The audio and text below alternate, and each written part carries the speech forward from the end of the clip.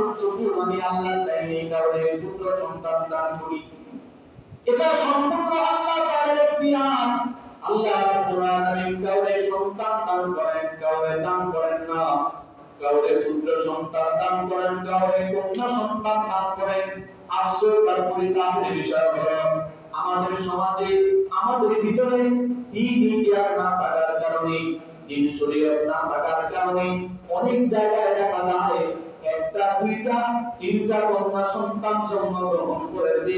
এই অপরাধে স্ত্রীকে তালাক দিয়ে দেওয়া হয়, অত্যাচার করা হয়, নির্যাতন করা হয়, চুলকানি রেখা দেওয়া হয়, অপমান করা হয়, অপমান দেওয়া হয়।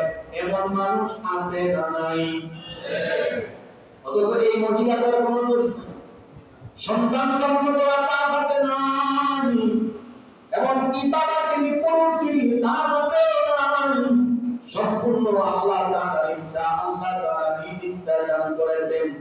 মুহতারাম হাজিরিন, এতগুলা কথা বলার মাকসাদ হলো সন্তান জন্ম হয় আমাদের, আমরা বিয়ে করি, সংসার করি, সন্তান হয়, কিন্তু সন্তান জন্মগ্রহণ করার পরে আমাদের যে কিছু ডিউটি দায়িত্ব, আমরা এগুলা সম্পর্কে আগে ভাবনা বের খবর না জানার কারণে সন্তান জন্ম হয়ে পড়ে সন্তানের উপর বাবা মায়ের যে অধিকার, এই কর্তব্যগুলা, এই কর্তব্যগুলা না জানার কারণে আমরা এগুলা পালন করি না।